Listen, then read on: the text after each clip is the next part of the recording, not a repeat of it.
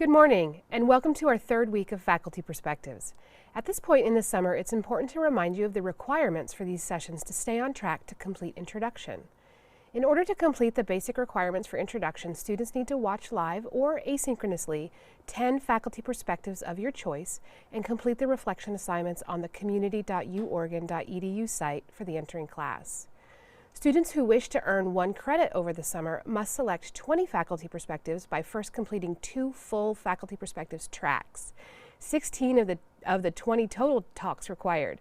Then select 4 additional faculty perspective talks from any of the remaining tracks. Complete your post-talk reflections for all 20 of the selected talks, and then complete 1 comprehensive summary reflecting on your learning from the tracks you completed. You can find these details in the community.uoregon.edu course for the entering class. Also, as a reminder for you students watching live in Zoom, we will have the last 15 minutes of this presentation dedicated to answering your live questions. Please use the Q&A feature at the bottom of your Zoom screen to ask your questions of our faculty here today. At this time, I'm pleased to introduce our third presentation in the COVID-19 track. Today, we're joined by visiting legal research and writing professor Latisha Nixon-Jones. Professor Nixon-Jones is an emerging voice in disaster law. Welcome, Professor Nixon-Jones. Good morning, and thank you. Take it away. It's all yours. All right. Good morning, class. Today we are actually going to talk about legal first responders, particularly how do you advocate for vulnerable populations throughout the disaster cycle and incorporate our COVID-19 response. For our agenda today, we're going to look at the history of legal disaster clinics in the United States, the call of the client, how to answer the call for the client, how to advocate for vulnerable populations, and then forwarding that call on, and how do we go from there. So we want to start a little bit with the history of the call for the questions. And so disaster law as we now know it started in 1979 when President Jimmy Carter actually created FEMA. It was created in order to consolidate and handle the management of disasters. Prior to the full incorporation of FEMA, the federal government handled disasters on a case-by-case basis. So as state systems were actually overwhelmed, they would contact the federal government in order to provide assistance. They didn't have an actual application process, and it became overwhelming for the federal government in managing all other structures to also handle those disasters as they were coming in on case-by-case. The first test of FEMA we saw in 2005 under Hurricane Katrina. And what we learned from that was that the current system that was in place and the communications that resulted from federal and state communications were not effective. And therefore it created a large gap. And many of us remember the images that we saw of vulnerable populations, specifically those that were elderly, those that were impoverished, those that belonged to both the Black and brown communities that were stranded on top of interstates and in the Superdome. We again saw a large response in 2016 with the great floods of northern and southeastern Louisiana. In 2016, over 83% of parishes in Louisiana flooded. So 83% of the state actually took on water that was above the river or the sea levels and created flooding in those parishes. However, in 2017, we saw the costliest year for natural disasters with Hurricane Irma and Maria, causing over $150 billion worth of damage. However, we are currently now seeing that the call for disaster response is even larger in dealing with COVID-19 and the coronavirus pandemic. And the question is, where do we go from here? So unlike many lawyers, however, when I tell people that I practice disaster law, I'm often met with the query, look, what is disaster law? And the answer is that disaster law is the intersection of our civil and criminal codes when met with the beginning, the interaction, or the end of a natural or large-scale emergency.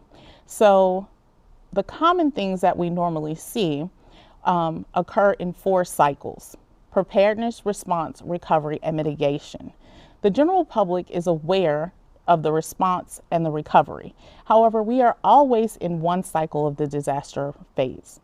Generally, we learn the most through our mitigation, and we know that every dollar of mitigation and preparedness that we interject into our community, we actually are able to recover $8 whenever we go to respond or in our recovery phases.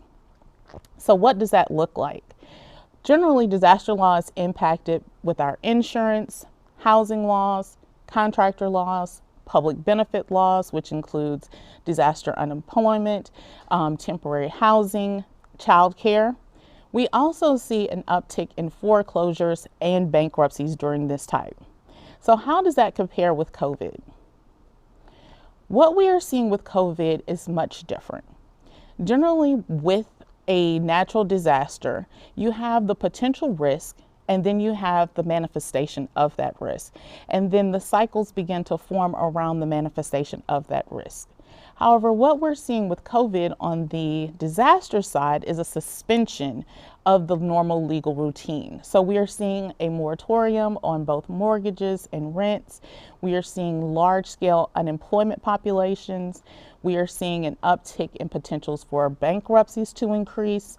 We're also seeing an increase in individuals that may be unhoused or temporary and transitional housing not being at capacity due to our current safety guidelines. We're also seeing challenges to our educational law concerns, and we're seeing disputes on the state and federal levels over providing necessary resources and guidance on how to handle that. The difference is that normally whenever we have these type of natural disasters, we have a time period in which we are able to assess. So we can have an executive order that can go in for 30 days. However, with COVID, what we're seeing is an elongation of that. We're having moratoriums on rent that are exceeding 30, 60, and 90 days. We're having large-scale unemployment that may open and then close. We're having individuals, because of that, that may now have to file for bankruptcy. And we're having those individuals who normally rely on public assistance are now unable to get that, or are having difficulties because the systems are currently being overwhelmed. So the question is, what type of laws fold into disaster law? And the largest area and body of work that features disaster law is the Stafford Act. And the Stafford Act generally gives us the details and the processes that form FEMA. It tells us how to respond to disasters and large-scale emergencies. It tells us how to coordinate with local, state, tribal, and territorial government. It also tells us what individuals are actually eligible to receive assistance and the organizations that can also administer this assistance to individuals in presidentially declared disasters or emergencies. In 2011, we actually saw a transition from this look from federal to state when we came up with the National Preparedness PPD. And what this directive did is begin to strengthen the idea of resiliency and security of the United States. It took it from just looking at it as a federal versus state and looking at it as a whole nation approach.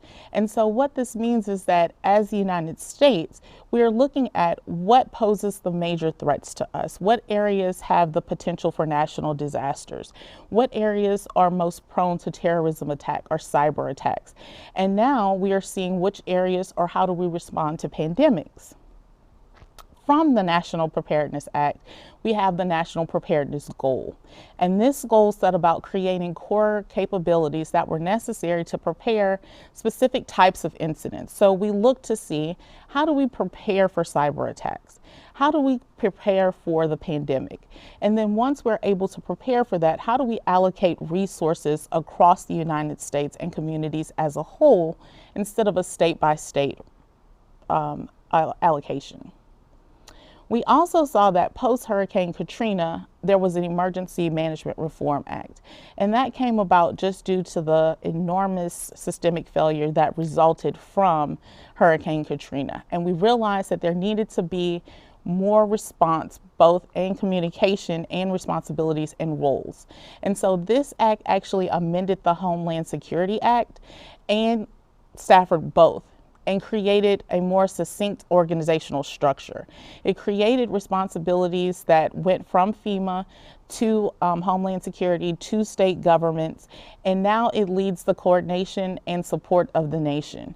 Whenever we have any type of disaster, we can look to the National Incident Management System, and that allows governments on both the local, state, and federal level in order to ramp up or scale down. That's very important as we're looking right now into the Gulf, and we see that there are 3 tropical depressions that could potentially become hurricanes, and now we have a natural disaster that may also impact during the pandemic. However, the largest change to the Stafford Act came in just recently in 2018, and it gave more discretions to the states. It allowed states that had budgets to be able to make decisions on facilitating responses to their own individuals on a temporary or permanent basis for housing, and then reimburse those states. And so what that does is it takes that additional lead time from where states would apply for aid and then have to wait for FEMA to respond and then be able to facilitate their citizens. And it gives them discretion to put systems in place in order to be able to additionally help their citizens and cut down that recovery time. So in my own personal research, I've actually facilitated 3 disaster law clinics. And those clinics are able to, during the recovery and response phase, help individuals who are disaster survivors. And so what we were looking for after a natural disaster or large-scale emergency is who are the clients. And we realized that we have a very vulnerable segment who are the most at risk of not being able to recover after a disaster. And those individuals are normally low-income populations. They also include the elderly, so those that are 65 years of age or older. We also see a lot of veterans that are impacted, and specifically people of color, particularly Black and Brown communities, and a lot of times single parents. We know that there's a large population of children that are under the age of 5 who live in single parent homes or foster or temporary housing that are impacted after a disaster. We also noticed that there was a difference in education. So those individuals who only possess a high school diploma or less, in not being able to facilitate a fast recovery compared to those who had a college degree or more. We also noticed that there was a difference in ownership status of a home. So those individuals who rented a home were less likely to be able to quickly recover than those individuals who were homeowners.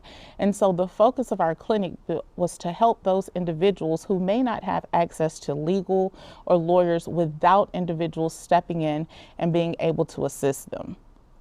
We're also going to see the same type of structure in regards to the COVID-19 pandemic. We are already seeing now where some of the states are ending the moratorium on rent, and we're seeing that landlords are already filing for evictions. And so we know now it's just whether we're looking at the magnitude and size of if we're going to have a trickle or if it's going to be a tidal wave effect in individuals being impacted through those types of programs. We know that at the end of July, without some type of congressional interference, that the additional unemployment benefits will also end, which is a potential for increased bankruptcies.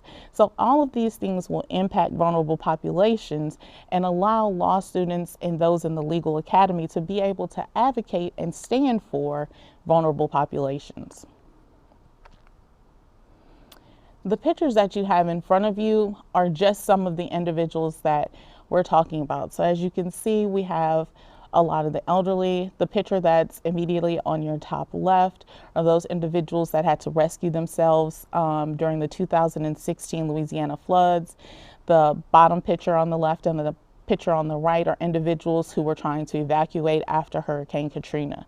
And what we know is that when vulnerable populations aren't taken into consideration during all phases, that they are least likely to be able to evacuate the proposed threat or be able to recover from those proposed threats.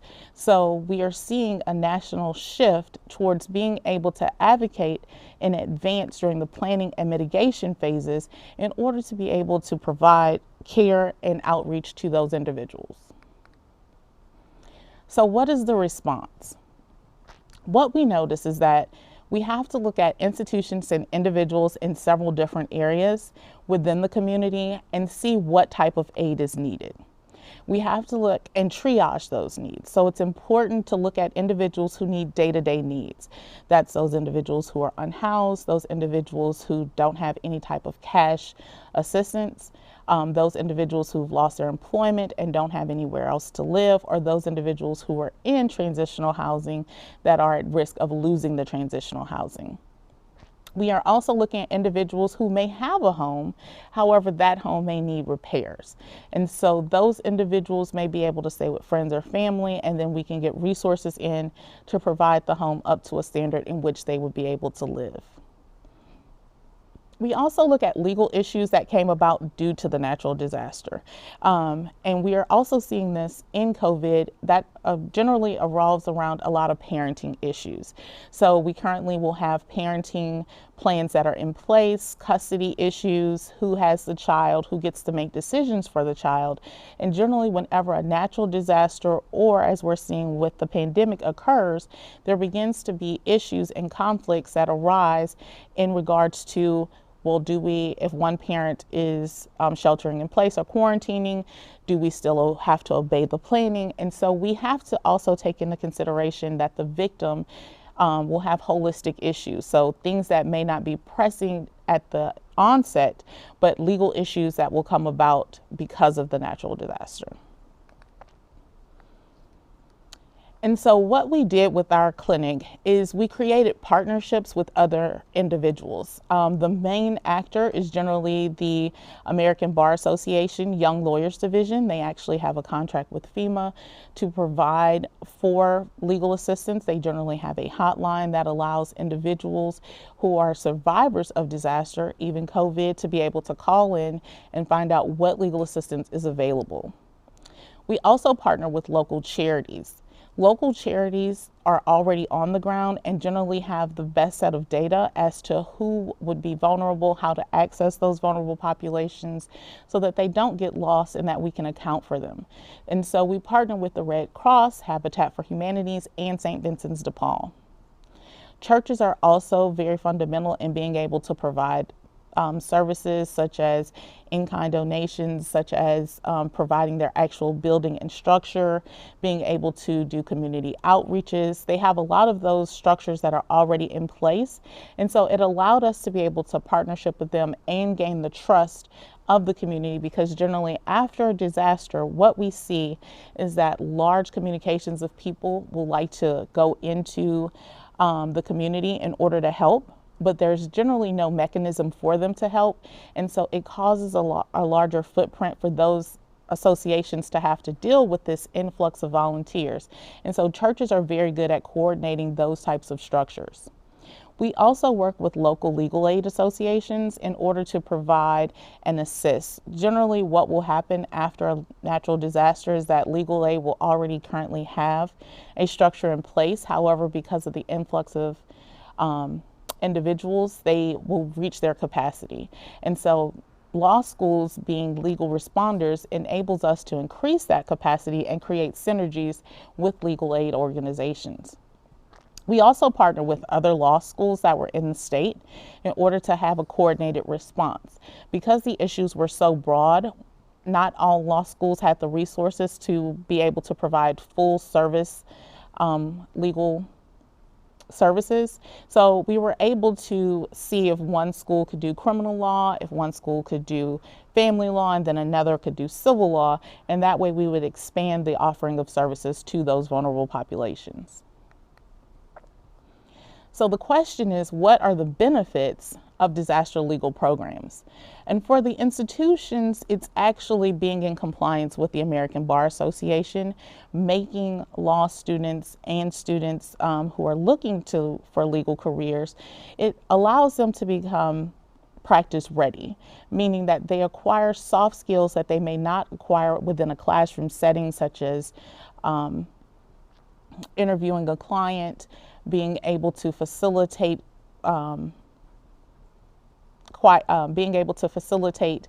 that confidential information, being able to handle stressful situations, client management, all of those things make an attorney or a law student practice ready. And so being in a disaster clinic when we're out in the community, when we're working with the Red Cross at disaster shelters, allows those students to gain those skills.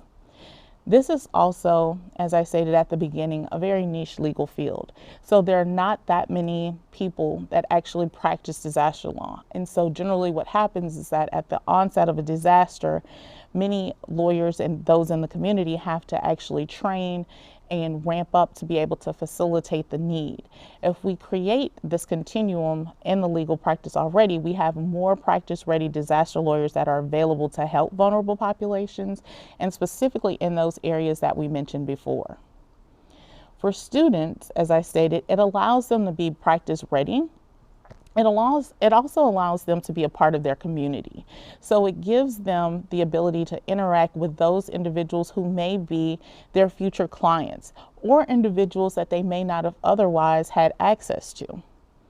It also allows them to develop soft skills. So outside of their legal analysis, outside of legal writing, it allows them to practice in a safe environment that's under the guidance of a licensed attorney. And for the community, many of them have never interacted with the law before. And so it is important for them to interact in an informal setting. Students also generally have more trust than attorneys that are actually practicing, and it gives the community a free access to education. Many of the individuals that came into our law school had never actually entered the law school building before, even though it's a public facility. And so they were able to actually gain just beyond that initial disaster response and be able to facilitate communications with lawyers and judges and individuals who serve their communities that otherwise they would never, unless they were actively engaged in the law, be able to access. So what is the work?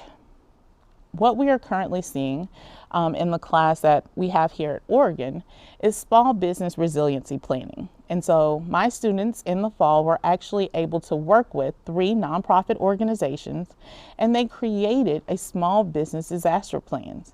And so FEMA tells us that only 40% of all businesses have a disaster plan, and most of those plans are insufficient because they simply download items without actually testing them to see if they work. And so many of my students, for the first time, were actually able to go into the community, and they tested those disaster plans and saw if they worked, what were the gaps, and they helped those small businesses and nonprofits to be able to get a comprehensive disaster plan. And it happened right before the pandemic. So those nonprofits had access to a full disaster plan when the pandemic hit. What we also see after a national disaster is FEMA appeals, insurance claims, landlord-tenant disputes, foreclosures, bankruptcies, public benefits, and then a lot of community outreach. Community outreach is probably the most important on the list, even though it's listed last, because without being able to reach the community where they are, it's impossible at times due to whether the weather conditions, if the roads are flooded, if they don't have access to technology, to be able to reach some of those vulnerable populations. So it's important to actually actively get into the community and work. Which brings us to what happens if we do have 2 disasters at once. So it's important for you as students, and it's important for you as members of community to understand your role in what you can do. And so the first thing before a natural disaster that you want to do is to look at the community outreach. Does the community have a plan?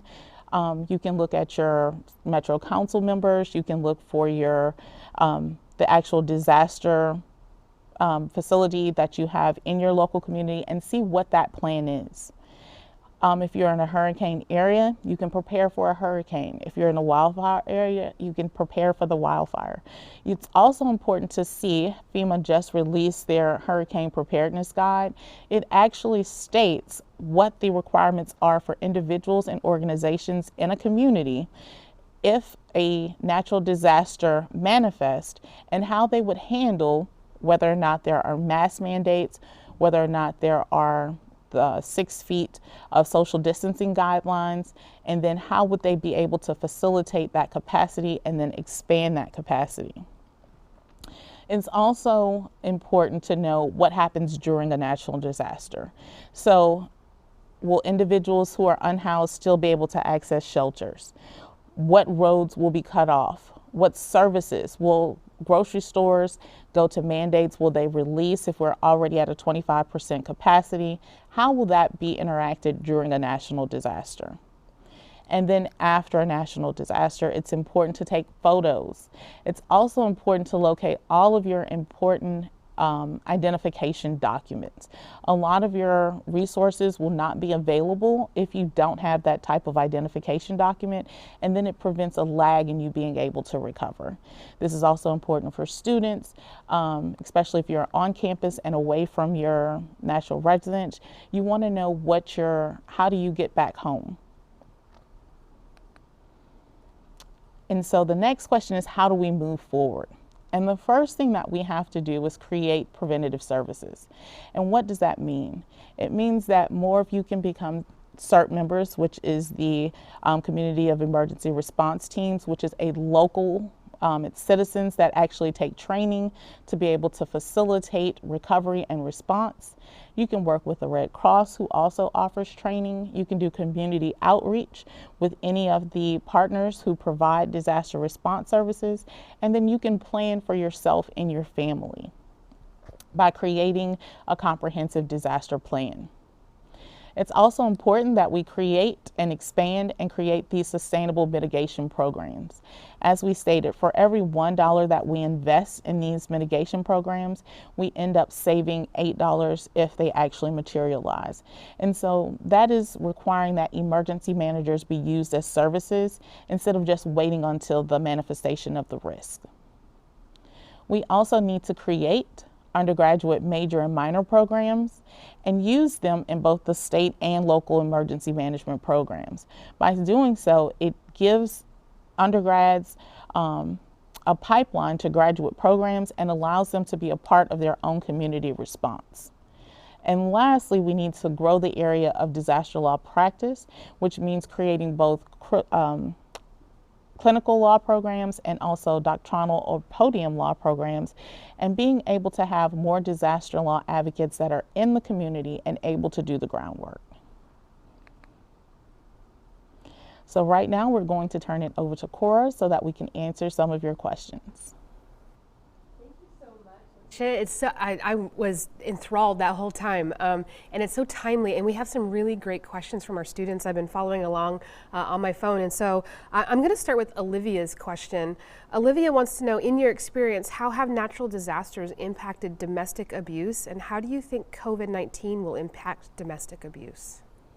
So that's a great question. Generally what happens with both the natural disasters and COVID is that we see an uptick, unfortunately, in domestic incidents.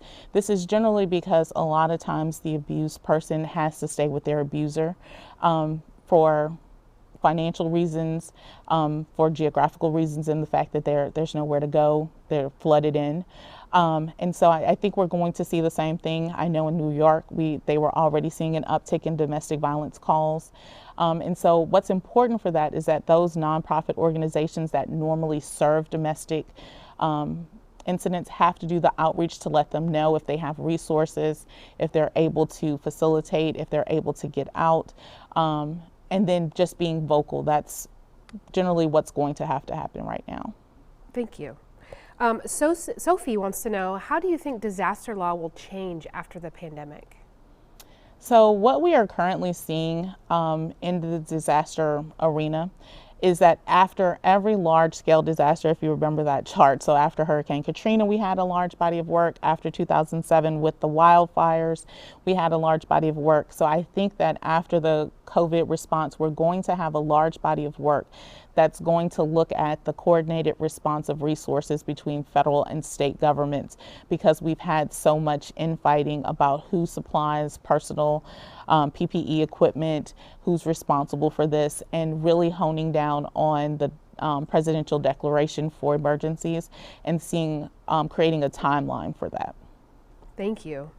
Okay, so I'm sorry if I butcher your name, but I think it's Mirhana wants to know, how do quote unquote spontaneous volunteers hurt disaster response or relief? So the spontaneous disasters, generally after a natural disaster, there's this huge influx of both people and products. So you'll see calls that go out for individuals that just want to help. And so if individuals just show up at the doorstep of an organization, or they just show up in the community and they want to do work, they actually create a bottleneck for these organizations if they don't already have a system in place. And so something as simple as a phone call to the organization, asking them, how can I help? Asking them, when is the best time for me to be able to volunteer? Or asking them if you yourself can be a coordinator of resources and services, and what is the best way in order to funnel those resources to the community is all that's really needed. If you can just, a simple ask is the main objective that most organizations ask, both after a natural disaster and while we're dealing with COVID. Thank you. Olivia has another question. How do you think COVID-19 will alter education programs? How have other natural disasters altered educational programs? So I'll answer the back and then come forward. So Perfect. Generally, what we've seen with natural disasters is a short-term solution. So we've seen where communities that have flooded have actually allowed students to attend non-district schools. We've seen where there has been some waivers of requirements. COVID is a completely different animal in that we are now seeing, because we don't have a vaccination at the time, we're having this introduction of liability waivers. We are now having the introduction of students having to have virtual options. And so we have individuals that have IEP plans that are already in place that provide for some of their resources. And now we're going to have to see, how do we facilitate being able to meet their needs while also balancing the safety of the overall population.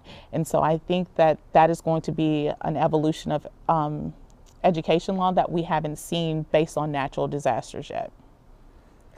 Awesome. Okay, so I have an anonymous question. How does your area of research intersect and work with social justice work? How does systematic oppression show up in your work? So systematic oppression shows up because generally those areas that we talked about with the vulnerable populations, particularly Black and Brown communities, are oftentimes repeatedly hit with the same type of disasters and the same types of threats. And so what that shows us in the research is that individuals are not looking at the mitigation plan and therefore actually acting on it. So they're not providing the resources to elevate homes in that area. They're not providing the research to irrigate the area so that they don't consistently have floods, or that the ground is not already completely saturated. So when they do have rains, they're more susceptible to being able to flood. They're not providing systems or working with the current utility companies in order to have consistent mappings to let them know whether or not they should be insured properly, whether or not it's okay to continue to build around them, landlocking them a lot of times, or not having enough resources for them. And so our research is showing that these vulnerable populations have to be taken into consideration throughout the entire planning. A lot of times they're only taken into consideration at the onset and during recovery.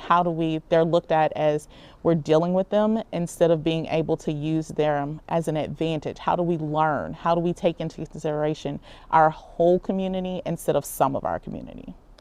Thank you. I'm going to sneak one of my own in because I'm selfish that way. But I imagine that your work around disaster law will intersect in terms of changes with other fields of law, like I think of business law, potentially environmental law.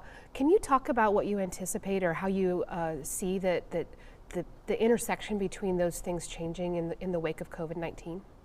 Yes. So currently right now, because it's a new area of law, we are under environmental justice law.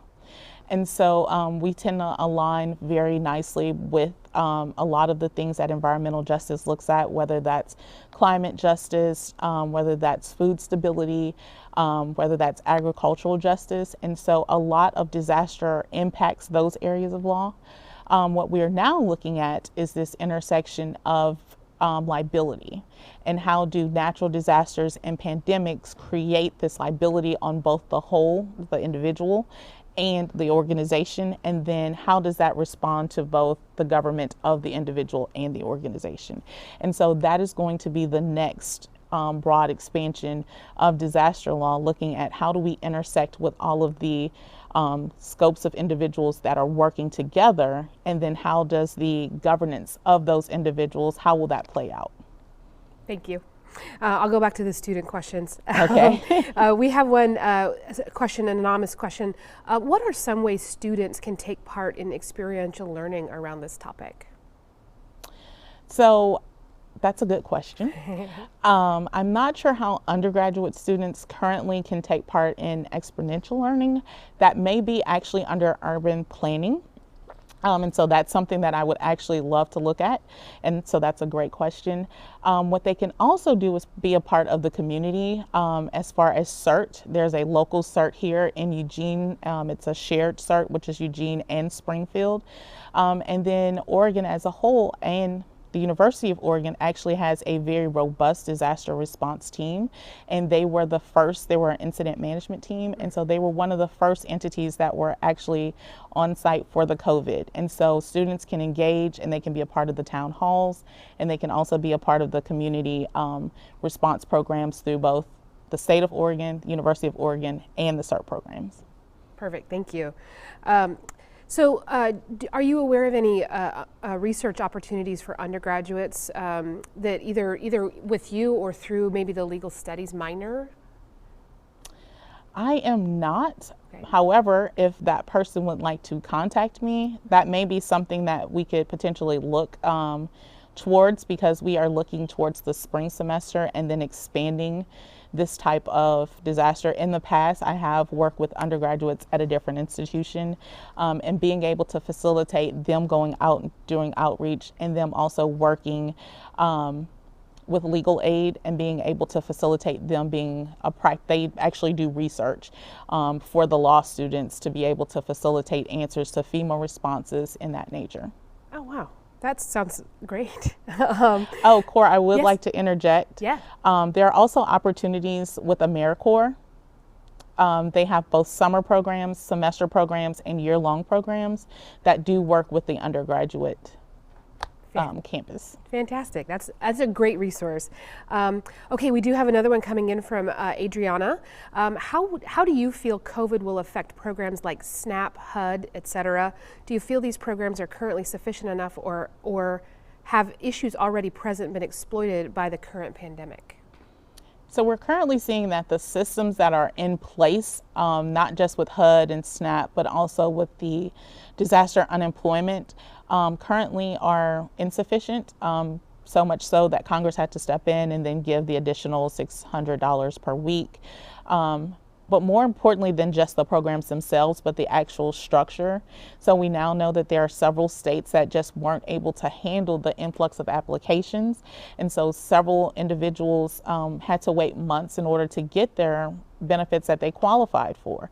We know that individuals who normally were six figures, that earned six figures, would not, even after a natural disaster, qualify for that. However, you had businesses that have shuttered and closed, and so we've had higher earners that have now fallen into a vulnerable population category, and the system just wasn't able to catch all of those individuals, and so it is shown to be insufficient. So they're going to have to both invest in looking at the actual amounts and the structure that facilitates the services themselves.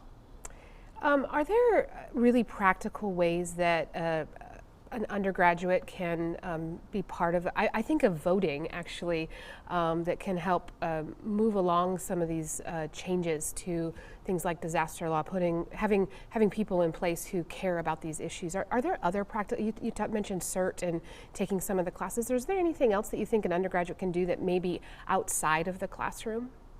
Yes. So one, being a part of your local. So if you live in a dorm, right? A lot of the students don't even know how to evacuate in the instance of an emergency, all right? So being able to talk to your residential hall person and say, how can we do a community outreach to let them know what would happen in the instance of a natural disaster? When we get back on campus, what should happen if we have to shutter again? How will you get back home? Do you have resources that are in place?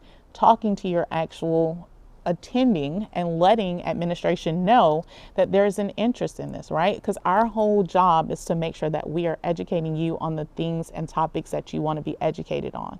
So if you let administration know, disaster law is something that I'm interested in, being able to facilitate disasters, right? Then they know that this is something they need to put resources into. If they don't have the students in order to facilitate the interest, then there's no reason to put resources into those things. So being vocal with things that you're actually interested in, and then being a part of things that you are normally a part of. So being responsible for if your work, make sure that your job has a disaster plan. Where you live, make sure that they have a disaster plan. And then where you learn, make sure that they have a disaster plan. And so any area or organization that you interact with, you want to make sure that they are prepared for a disaster. Thank you. Okay, additionally, how will employment law be altered? Do you think there will be more or less workplace harassment after something like this? So I will say that that is not my area of expertise with law. What I will say about employment law is that the greatest impact that we are going to see will surround liability. So as we continue to open and expand throughout the phases, we're going to see this kind of tussle between who's responsible for who.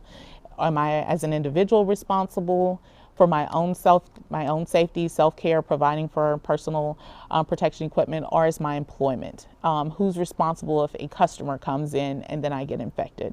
So we're really going to challenge the notion, especially along OSHA guidelines. OSHA is going to have to kind of step in and divert some of the resources to being able to facilitate this discussion on liability in the employment sector. Thank you. Okay, I think we have time for one more question. What is one piece of advice or tip you would give students interested in this research area?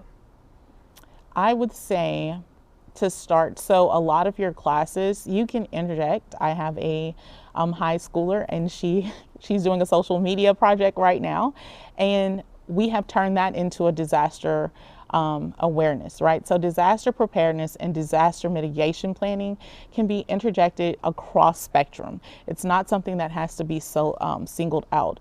So whenever if you have a social justice paper, you can look at disaster law as far as social justice. So what's happening in Puerto Rico? They were hit with the hurricane 2 years ago and they still haven't been paid for. There's no infrastructure for water, right? If I'm in a water law class, I can look at what happens in rural populations or what happens in Black and brown communities. We can look at Detroit and all the other places where we've seen this water contamination thing. So any course that you're in, you can actually look to see how does disaster law intersect with those courses, and then bring some of disaster law into those courses and educate both yourself and your classmates on what's going on with the disaster law spectrum.